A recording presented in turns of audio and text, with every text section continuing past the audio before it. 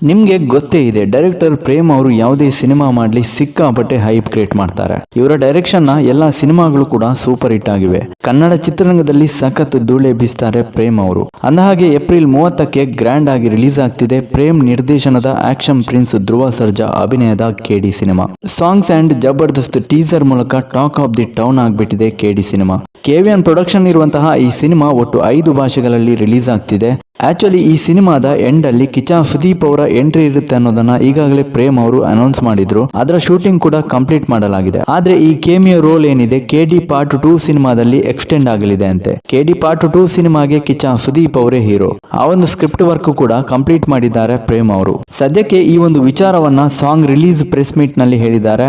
ಕಿಚ್ಚನ entry ಹಾಗೂ ಕಿಚ್ಚನ ಜೊತೆ ಮುಂದಿನ ಸಿನಿಮಾ ಬಗ್ಗೆ ಕ್ಲಾರಿಟಿ ಕೊಟ್ಟಿದ್ದಾರೆ ಡೈರೆಕ್ಟರ್ ಪ್ರೇಮ್. ಹಾಗಾಗಿ ನೆಕ್ಸ್ಟ್ ಇಯರ್ ಎಂಡ್ ಅಲ್ಲಿ ಸುದೀಪ್ ಪ್ರೇಮ್ ಕಾಂಬಿನೇಷನ್ ನಲ್ಲಿ ಒಂದು ಬಿಗ್ ಬಜೆಟ್ ಸಿನಿಮಾವನ್ನ ಎಕ್ಸ್ಪೆಕ್ಟ್ ಮಾಡಬಹುದು. ಇನ್ನು ಪ್ರೇಮ್ ಅವರು ಕಿಚ್ಚ ಸುದೀಪ್ ಅವರಿಗೆ ಈಗಾಗಲೇ ವಿಲನ್ ಅನ್ನೋ ಸಿನಿಮಾ ಮಾಡಿ ಗೆದ್ದಿದ್ರು. ಆ ಒಂದು ಸಿನಿಮಾದಲ್ಲಿ ಕಿಚ್ಚ ಸುದೀಪ್ ಅವರನ್ನ ಸಖತ್ ಸ್ಟೈಲಿಶ್ ಆಗಿ ಕೂಡ ತೋರಿಸಿದ್ರು. ಹಾಗಾಗಿ ಪ್ರೇಮ್ ಸುದೀಪ್ ಕಾಂಬಿನೇಷನ್ ಮೇಲೆ ಸಿಕ್ಕಾಪಟ್ಟೆ ನಿರೀಕ್ಷೆ ಇದೆ. ಸದ್ಯಕ್ಕೆ ಕಿಚ್ಚ ಸುದೀಪ್ ಅವರು ಬಿಲ್ಲಾರಂಗ ಭಾಷಾ ಹಾಗೂ ಮತ್ತೊಂದು ಹೊಸ ಪ್ರಾಜೆಕ್ಟ್ ನ ಶುರು ಮಾಡ್ತಾರೆ. ಇದರ ಜೊತೆಗೆ ರಾಜಮೌಳಿ ನಿರ್ದೇಶನದ ವಾರಣಾಸಿ ಸಿನಿಮಾದಲ್ಲೂ ಕೇಮಿಯೋ ರೋಲ್ ಮಾಡ್ತಿದ್ದಾರೆ ಅಂತ ಒಂದು ನ್ಯೂಸ್ ಬರ್ತಿದೆ. ಇದು ನಿಜನಾ ಅಥವಾ ಸತ್ಯಕ್ಕೆ ದೂರವಾದ ಮಾತಾ ಅನ್ನೋದನ್ನ ಮುಂದಿನ ನೋಡಿದಲ್ಲಿ ತಿಳಿಸ್ತೇನೆ ಅಂತ ಹೇಳ್ತಾ, ಇದಿಷ್ಟು ಇವತ್ತಿನ ಟಾಪಿಕ್. ವಿಡಿಯೋ ಇಷ್ಟ ಆದ್ರೆ ಲೈಕ್ ಮಾಡಿ, ಆದಷ್ಟು ಶೇರ್ ಮಾಡಿ ಗೈಸ್. ಥ್ಯಾಂಕ್ಸ್ ಟು ನಮ್ಮ ಡಾರ್ಲಿಂಗ್ ಕಿಚ್ಚ ಸುದೀಪ್ ಸರ್ಗೆ ಇಲ್ಲಿಂದ ಡಾರ್ಲಿಂಗ್ ಥ್ಯಾಂಕ್ಸ್ ಹೇಳ್ತೀನಿ. ಯಾಕೆಂದ್ರೆ ನನ್ನ ಒಂದು ಮಾತು ಹೋಗಿ ಕೇಳಿದ ತಕ್ಷಣ ಡಾರ್ಲಿಂಗ್ ಬನ್ನಿ, ನಿಮಗೆ ಒಂದು ಒಳ್ಳೆ ಇದಿದೆ ಇದರಲ್ಲಿ ಕೇಳಿಲಿ, ದಯವಿಟ್ಟು ಬನ್ನಿ ಅಂತ.